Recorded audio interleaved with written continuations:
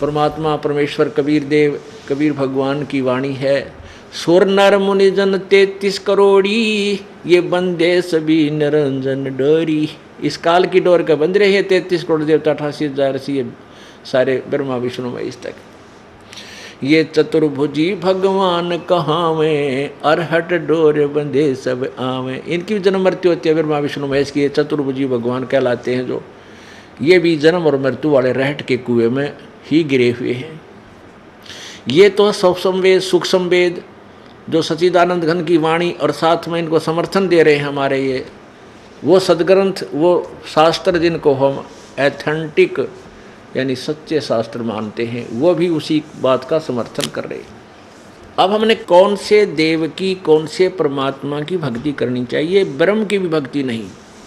क्योंकि गीता ज्ञान दाता 8वें अध्याय के 13वें श्लोक में कहता है कि ओम इति एक अक्षरम ब्रह्म व्यवहारन माम अनुसमरण, यह प्रयाति तजन देहम स प्रयाति सयाति परमाम गति। गीता ज्ञान दाता कहता है कि माम ब्रह्म, मुझ ब्रह्म का एक ओम अक्षर है, और जो इसकी साधना करता हुआ शरीर त्याग कर जाता है वो मेरे सतर की यानी परम गति को प्राप्त होता है। मेरे सतर की मेरे वाली भक्ति का वो लाभ उठाता है। और उसी के संदर्भ में गीता ज्ञान दाता ने 7वें अध्याय के 29वें श्लोक में कहा कि अर्जुन, जो उस तत्ब्रह्म को जान लेता है और पूरे अध्यात्म ज्ञान से परिचित हो जाता है और सब कर्मों से परिचित हो जाता है, तो वो व्यक्ति फिर जन्म मरण, जरा और मरण, बुढ़ापे और मृत्यु से छूटने की ही प्रयत्न करता है, कोशिश करता है। 7वें अध्याय में 30 श्लोक हैं, 29वें में ऐसे कहा है और 30वें में अधिभूत अधियज्ञ अधिकतम के बारे में पूछा है।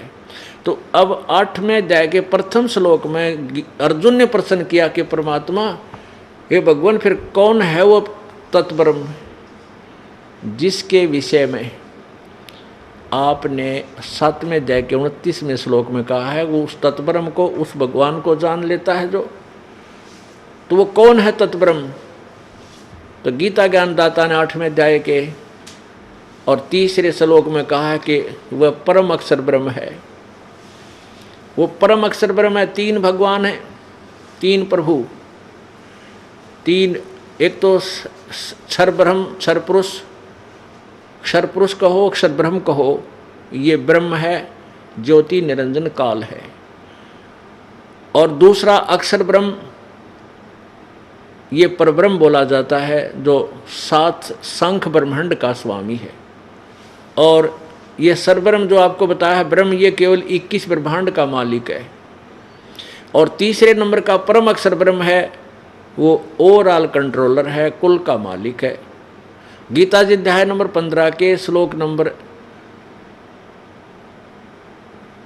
1 से लेकर 4 में पूरा एक संसार रूपी वृक्ष का वर्णन किया है और उसके विषय में बताया कि जो संत इस उल्टे लटके हुए संसार रूपी वृक्ष को भिन्न भिन्न विभागों सहित बता देगा, स वेदवित, वो वेद का जानने वाला है, वह वेद के तात्पर्य को समझता है, वो तत्वदर्शी संत है। तो उसके विषय में कबीर परमेश्वर जी स्वयं आए थे। वो तत्वदर्शी संत की एक भूमिका करने के लिए, इस अज्ञान को हटाने के लिए परमेश्वर ने स्वयं ही आना पड़ता है। परमेश्वर को स्वयं ही आना पड़ता है, क्योंकि काल ने अज्ञान से पूर्ण रूप से सर्वमानव की बुद्धि को छाया हुआ होता है, ज्ञान से ढका होता है। तो उस परमेश्वर ने आके बताया है कि अक्षर पुरुष एक पेड़ है, निरंजन वा की डार, तीनों देवा शाखा हैं, ये पात रूप संसार। अब इसमें अक्षर पुरुष ये परब्रह्म है। वृक्ष का तना जानो, जैसे वृक्ष जमीन से बाहर दिखाई देता है, तो जो बाहर दिखाई देता है उसी को हम वृक्ष बोलते हैं, पेड़। तो तना कौन है? ये तो समझो अक्षर पुरुष, अक्षर ब्रह्म। और फिर आगे जो डार निकलती है मोटी, उसको समझो सर ब्रह्म, अर्थात ये क्षर पुरुष। उसके उस टहनी के ऊपर 3 शाखाएं हैं, उनको जानो कि ब्रह्म, रजगुण ब्रह्मा, सतगुण विष्णु, तमगुण शिव, ये तीनों देवा शाखा हैं। और पात रूप संसार। ये देखिएगा, ये एक उल्टा लटका हुआ संसार रूपी वृक्ष का एक चित्र देखो। ऊपर को जड़, नीचे को शाखा वाला उल्टा लटका संसार रूपी वृक्ष। अब हम यहाँ देखेंगे इतना, ये एक पेड़ होता है जो जमीन से बाहर दिखाई देता है। ये तो परमात्मा ने बताया, ये तो समझो अक्षर ब्रह्म यानी परब्रह्म भी कहते हैं। और ये है सरब्रह्म, डार इसकी। और ये तीनों देवा शाखा हैं, रजगुण ब्रह्मा जी, सतगुण विष्णु, तमगुण शिव जी, तीनों देवा शाखा हैं। और हम यहाँ पात रूप संसार। और जड़ कौन है? ये परम अक्षर ब्रह्म, तीसरे नंबर का भगवान, पूर्ण परमेश्वर, पूर्ण ब्रह्म परमेश्वर कहो या परम अक्षर ब्रह्म कहो। ये जड़ जो है मूल इस संसार रूपी वृक्ष की, जिससे सारे वृक्ष का पालन होता है, पोषण होता है, वो परम अक्षर ब्रह्म है। अब देखिए पूरा ये चित्र,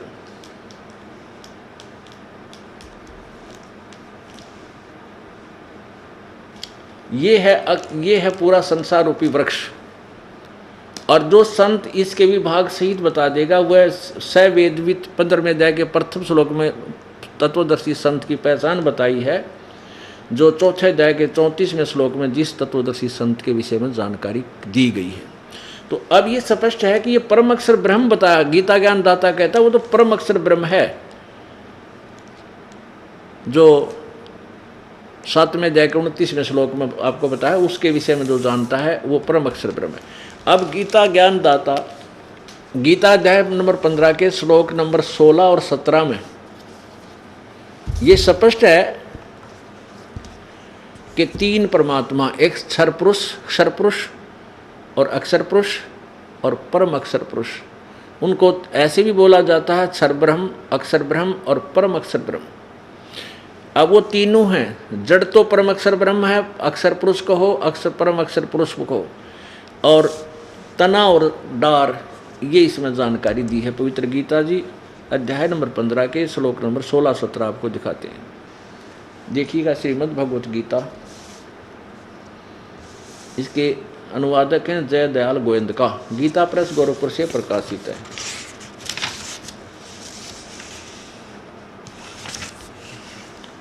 प्रकाशक में मुद्रक हैं गीता प्रेस गोरखपुर, गोविंद भवन कार्यालय कोलकाता का संस्थान। इसके 15वें अध्याय के श्लोक नंबर 16 और 17 में ये देखिएगा, अध्याय 15 का श्लोक नंबर 16।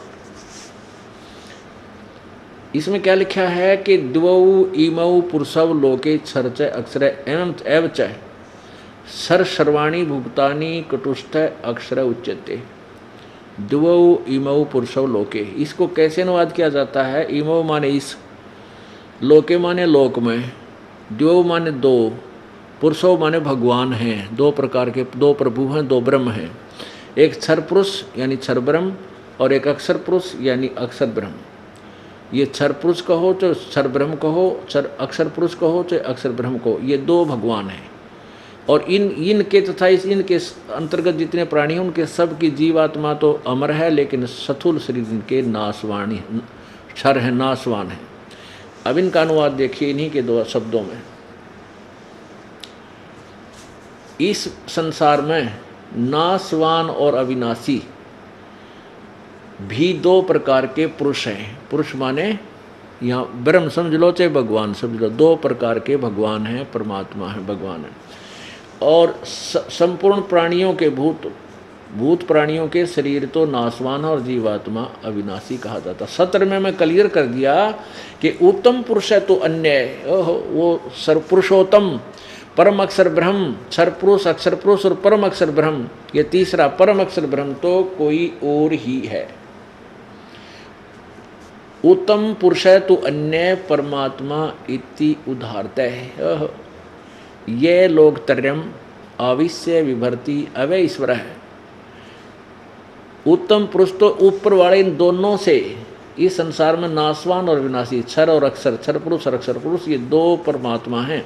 और यहाँ स्पष्ट कर दिया कि वो परमात्मा तो इन दोनों से भी अन्य ही है। उत्तम पुरुष तो अन्य ही है, ऊपर वर्णित दोनों से न्यारा है, जो तीनों लोकों में प्रवेश करके सबका धारण पोषण करता है, अविनाशी परमेश्वर परमात्मा कहा जाता है। भजन करो उस रब का जो दाता है कुल सब का, भजन करो उस रब का जो दाता है कुल सब का। उस रब का, तत्व ब्रह्म का, परम अक्षर ब्रह्म का की भक्ति करो, भजन करो उस रब का जो दाता है कुल सब का, जो कुल का मालिक है, सबका पालन पोषण करता है। तो उसी की तरफ संकेत, आपको उसी की तरफ ले जाया जाता है। अब उसके ज्ञान को उस पूर्ण ब्रह्म परमेश्वर के गुणों से परिचित करके आपकी रुचि उधर बढ़ाई जा रही है। अभी तक तो हम ब्रह्मा विष्णु महेश तक सीमित थे, इन्हीं की पूजा करते थे, और ब्रह्मा विष्णु महेश की पूजा शास्त्र विरुद्ध है, शास्त्र विधि विरुद्ध है, क्योंकि ये स्वयं कहते हैं इनको खुद ज्ञान नहीं भगवान कौन है, वो क्या पूजा करनी चाहिए, और वो कहते हैं मैं देवी की पूजा करता हूँ और हम इनकी पूजा कर रहे हैं। जबकि ब्रह्म से पूजा स्टार्ट होती है, ब्रह्म से साधना स्टार्ट होती है, और हमने पूजा करनी है पूर्ण ब्रह्म की, पूर्ण ब्रह्म की पूजा करनी है, और फिर हमारे शुभ संस्कार बनेंगे, शास्त्र अनुकूल संस्कार बन करके फिर ब्रह्मा विष्णु महेश जी के पास जाएंगे, वो हमें फल देंगे। अब जैसे हम कैसे साधना करते हैं और कैसी करनी चाहिए, कई भक्त आत्मा प्रथम बार सत्संग सुनते हैं और सुनते ही ये सोच लेते हैं कि ये रामपाल तो ब्रह्मा विष्णु महेश की आलोचना करता है, निंदा करता है, और ब्रह्मा विष्णु महेश की पूजा को मना करता है। नहीं, ये दास केवल इतनी प्रार्थना करता है कि जो साधना आप कर रहे हो वो शास्त्र विरुद्ध है, शास्त्र विधि त्याग के मनमाना आचरण है। गीता जी अध्याय नंबर 16 के श्लोक नंबर 23 में कहा कि शास्त्र विधि को त्याग कर जो मनमाना आचरण अर्थात मनमानी पूजाएं करते हैं, उनको ना तो कोई सुख होता है, ना उनकी गति होती है, ना उनका कोई सिद्धि प्राप्त होती है, यूजलेस। अब कैसे शास्त्र अनुकूल साधना कौन सी है? गीता जी अध्याय नंबर 18 के श्लोक नंबर 62 में कहा कि अर्जुन तू सर्वभाव से उस परमेश्वर की शरण में जा, उसकी कृपा से तो परम शांति और शाश्वत स्थान को प्राप्त होगा। अब उस परमेश्वर की भक्ति कैसे करनी है, हम कर किसकी रहे हैं, शास्त्र अनुकूल साधना कौन सी है, देखिएगा। अब जैसे आप कोई भक्ति रूपी पौधा लाए, आप मान ले आम का पेड़ लाए पौधा छोटा सा, और उसको ला करके आपने मिट्टी या गमले में कैसे लगाया, जड़ को मिट्टी में दबा दिया गहरा, और फिर पूजा शुरू की, सिंचाई शुरू की जड़ की, और उस जड़ की सिंचाई करने से वो पौधा फिर पेड़ बन गया, फिर उसके टहनियाँ आई, शाखाएं, उन शाखाओं का फल लगे, उन फलों से हम वो फल हमें उन शाखाओं ने दिए। तो वृक्ष की जो शाखा होती हैं वो अनादरणीय नहीं, वो कोई अभिन्न, वो भिन्न अंग नहीं है, पेड़ का अभिन्न अंग है। उनको छोड़ना, तोड़ना, फेंकना कोई कह नहीं सकता जो समझदार व्यक्ति होगा। अब देखिएगा, ये शास्त्र अनुकूल पौधा, भक्ति रूपी पौधा ऐसे बीजना चाहिए, यानी शास्त्र साधना ऐसी है। देखिएगा, ये है एक, मान लिया हम पौधा लाए, शास्त्र अनुकूल साधना अर्थात सीधा बीजा हुआ भक्ति रूपी पौधा, ये तरीका है इसके बीजने का। ये परम अक्षर ब्रह्म, ये परमेश्वर है, कबीर देव है, कबीर जी हैं, सतपुरुष है, और ये जड़ है इस भक्ति रूपी पौधे की, पेड़ की, पौधे की। अब यहाँ इस पौधे की हमने जड़ की सिंचाई की, यानी इस मूल परमात्मा की हमने भक्ति प्रारंभ की।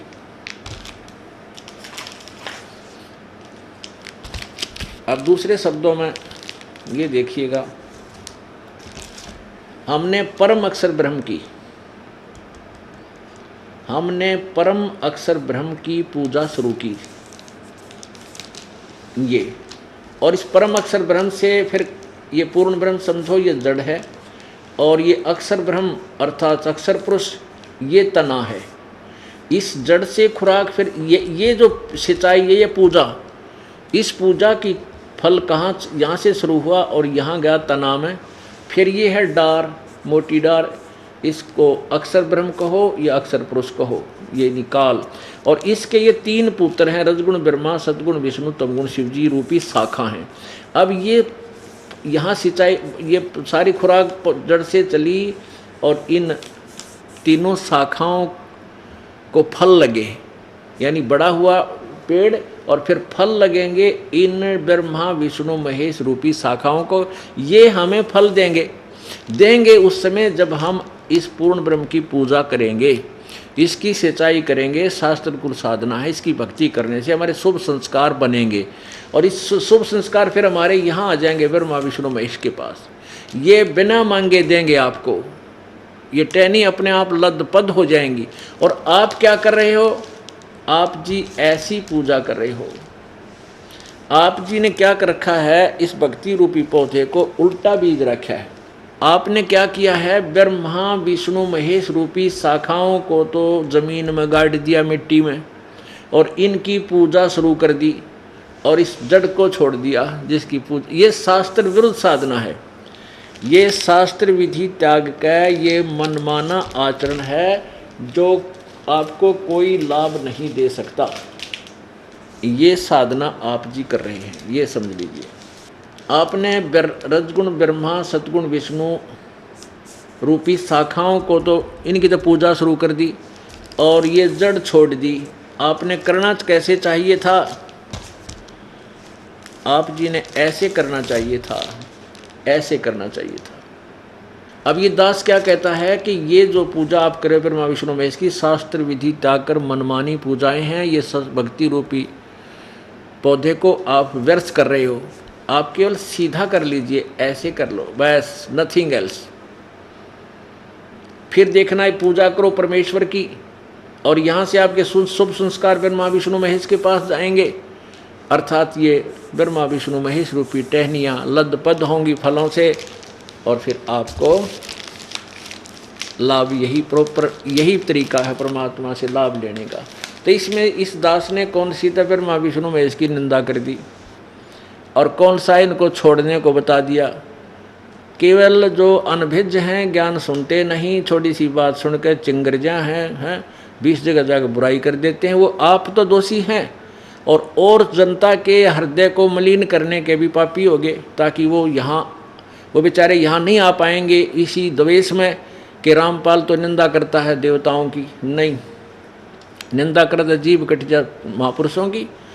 हम जिसकी जितनी पावर है, जिसकी जितनी सचिति है, वो ज्यों की तो उन्हीं की हिस्ट्री से, उन्हीं की जीवनी से पढ़कर सुना रहा है, दिखा रहा है और कुछ अपनी तरफ से मिला नहीं रहा। और इसको जो निंदा कहता है वो कितना बुद्धिमान होगा आप समझ लेना। अब क्या बताना चाहते हैं? जैसे आप जी साधना कर रहे हो शास्त्र अनुकूल, तो उस गीता अध्याय नंबर 8 के श्लोक नंबर 13 में गीता ज्ञान दाता ने अपनी पूजा बताई है।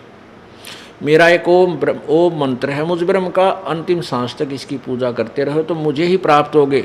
8वें अध्याय के 5वें और 7वें श्लोक में गीता ज्ञान दाता कहता है कि मेरी भक्ति कर और मुझे ही प्राप्त होगा, डोंट वरी, चिंता मत कर, और युद्ध भी कर और मेरी भक्ति कर। अब इससे इसीलिए तो क्योंकि युद्ध भी कर और भक्ति कर, तो युद्ध करनी है ना, शांति कहाँ? शांति तो हो नहीं सकती। और परम शांति के लिए इसलिए कहा कि यदि तूने परम शांति चाहिए 18वें अध्याय के 62वें श्लोक में, तो उस परमेश्वर की शरण में जा। वो परम अक्षर ब्रह्म का वो मार्ग जानता, उस तत्वदर्शी संत की खोज कर। 4थे अध्याय के 34वें श्लोक में उससे पूछ परम अक्षर ब्रह्म के बारे में।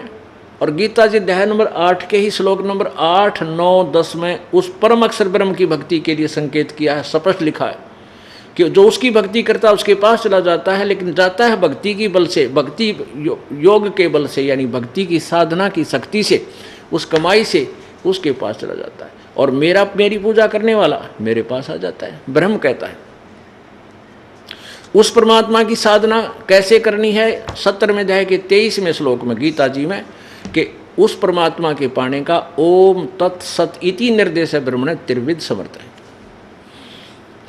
उस परमात्मा का 3 प्रकार, ओम तत्सत ये मंत्र है, इस तरह पाए। और ओम मंत्र ब्रह्म का, ओम तो ब्रह्म ने अपना बता ही रखा है, तो तत् ये परब्रह्म का, अक्षर ब्रह्म का, क्षर ब्रह्म जिसको ब्रह्म बोलते हैं, सर ब्रह्म को, क्षर पुरुष का। और तत् सत वो सांकेतिक है, ये तत् नहीं, एक और शब्द, इस ये सांकेतिक शब्द है, ये दास बताएगा। और सत ये परम अक्षर ब्रह्म का, वो भी ये दास बताएगा। तो ये जैसे ओम और साथ में तत्, वो सांकेतिक शब्द मिलाया जाएगा, ये सतनाम कहलाता है। इसको श्वास उश्वास से दो प्रकार से साधना होती है। और जो पूर्ण परमात्मा का मंत्र आपको बाद में दिया जाएगा, जब आपकी परिपक्व हो जाएगी कमाई, तो तब ये 3 मंत्र का जाप बन जाएगा और 3 ही विधि से इसका स्मरण होगा। तो वो तरीका इस दास के पास है। और इस भक्ति को छोड़कर एक दिन भी आपने कोई और पूजा कर दी, आपकी भक्ति नष्ट हो जाएगी। कबीर परमेश्वर जी कहते हैं, 100 वर्षा गुरु की भक्ति, एक दिन आन उपासी, वो अपराधी आत्मा फिर पड़े काल की फांसी। 100 वर्ष तक ये साधना आप करते करते लास्ट में भी जब बिगाड़ दी ना अंत में, तो भी आप यहीं रह जाओगे, पार नहीं होगे, काल के जाल में फंसे रह जाओगे। 100 वर्ष तो सतगुरु पूजा, सतगुरु यानी जैसे गुरुदेव बताते हैं परम अक्षर ब्रह्म की साधना ऐसे करते रहे। और एक दिन आन उपासी, अन्य देव की साधना कर ली और पूजा कर ली, शास्त्र विरुद्ध साधना कर ली, तो वो अपराधी आत्मा फिर पड़े काल की फांसी। अब क्या बताते हैं, देवी देव माने सब, अलख न माने कोई, जा अलख ये सब किया, तासों बेमुख होए। जिस अलख ने, यानी जो तुम्हें नहीं दिखाई देता, वो परमात्मा अलेख, उसको कोई नहीं पूजता, और अन्य देवी देवों को सब पूज रहे हैं। और जब जो भक्त, जो साधक परमेश्वर कबीर देव परम अक्षर ब्रह्म की पूजा करने लग जाता है, तो अन्य देवताओं की पूजा त्याग देता है। तो कहते हैं वो देवी देवता फिर कबीर जी के पास, परमेश्वर जब यहाँ विद्यमान थे, यहाँ आकर के खड़े हुए और कहने लगे, प्रभु जो आपकी पूजा करते हैं भगवान, वो हमारी पूजा नहीं करते, हमें ठोर बताओ हम कहाँ जाएं।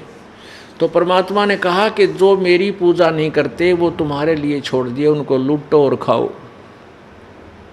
देवी देव ठाडे भये हमको ठोर बताओ, जो मुझको पूजे नहीं उनको लूटो खाओ। उन पर दराओ 5 लत्ते, बढ़वा लो पेंड हैं, उन पर कढ़ाओ कनागत, उनसे करवा लो। जो मेरी पूजा नहीं करते उनको लूटो खाओ, और जो मेरी पूजा करते हैं उनके निकट मत जाओ।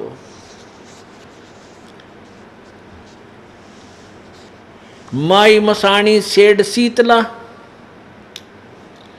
और भैरव भूत हनुमंत, साहेब से न्यारा रहे है जो इनको पूजंत। अब जैसे माई मसाणी सेठ शीतला, भैरव भूत हनुमान, कहते यहाँ तक कि जो पूजा करते हैं वो परमात्मा के निकट बिल्कुल नहीं आ सकता। अपनात्मा परमेश्वरी की एक एक वाणी इतनी गूढ़ रहस्य रखती है कि उसका विश्लेषण करने में और सॉल्यूशन करने में बहुत लंबा चौड़े उदाहरण देने पड़ते हैं, क्योंकि हम अज्ञान से परिपूर्ण हो चुके हैं। हमने शास्त्रीय विधि त्याग कर मनमानी साधनाएं ठोक ठोक कर रखी अपने अंतःकरण में।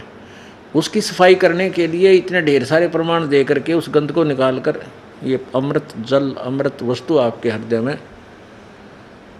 यहाँ भरी जाती है, और फिर देखना आपको कितना लाभ होगा। तो अब आज के सत्संग में ये क्लियर हो गया कि एक तो हमने परमात्मा, मनुष्य जीवन जो मिला है भगवान की भक्ति के लिए मिला है। दूसरा ये हो गया कि हम पूजा किसकी करते हैं और किसकी करनी चाहिए। हम पहले किसकी पूजाएं करते थे? तीनों गुणों की, रजगुण ब्रह्मा, सतगुण विष्णु और सतगुण तमगुण शिवजी रूपी शाखाओं को पूजा करते थे, शास्त्र विरुद्ध साधना करते थे। अब हमने शास्त्र विधि अनुसार सीधा पौधा बीज लिया, अब पूजा शुरू कर दी कबीर परमेश्वर की, परम अक्षर ब्रह्म की। अब उस परम अक्षर ब्रह्म से को प्रतिष्ठ यानी इष्ट मानकर उसको सभी यज्ञों में, सभी पूजाओं में प्रतिष्ठित करके, यानी उसी को पूर्ण परमात्मा रूप में, अपना इष्ट रूप में मानकर उसकी पूजा करने से फिर हमारी सभी आध्यात्मिक कार्य अनुष्ठान सफल होते हैं और फिर उनके शुभ संस्कार बन करके ब्रह्मा विष्णु महेश रूपी देवताओं के पास जाते हैं। और ये तीनों ब्रह्मा विष्णु, रजगुण ब्रह्मा, सद्गुण विष्णु, तमगुण शिवजी रूपी शाखा, इस संसार रूपी शाखा के ये देवता फिर हमें बिना मांगे इच्छित भोग देंगे। गीता जी अध्याय नंबर 3 के श्लोक नंबर 10 से लेकर 15 तक ये कंसेप्ट क्लियर कर दिया कि इन यज्ञ के द्वारा तुम इन देवताओं को बढ़ाओ। यज्ञ में धार्मिक अनुष्ठान यानी शास्त्र अनुकूल पूजा से इन देवताओं को बढ़ाओ और ये बढ़े हुए देवता तुम्हें बिना मांगे ही इच्छित फल देते रहेंगे। संसार रूपी उल्टे लट्टे हुए वृक्ष से हमने समझना है कि जड़ तो इसमें परम अक्षर ब्रह्म, ये पूर्ण परमात्मा है, इस और ऊपर ये तीनों देवता शाखा हैं। तो ये देवता बढ़ेंगे क्यों करे, ये बढ़ेंगे पौधा जैसे जड़ को पूजा करेंगे तो ये पेड़ बनेंगे और ये बढ़े हुए देवता यानी ये टहनी फिर शाखा बन जाएंगी और वो शाखा जो है पौधे से पेड़ बन गया तो वही तीनों शाखाएं का फिर फल लगेंगे और ये देवता बिना मांगे ही आपको इच्छित फल देते रहेंगे। अब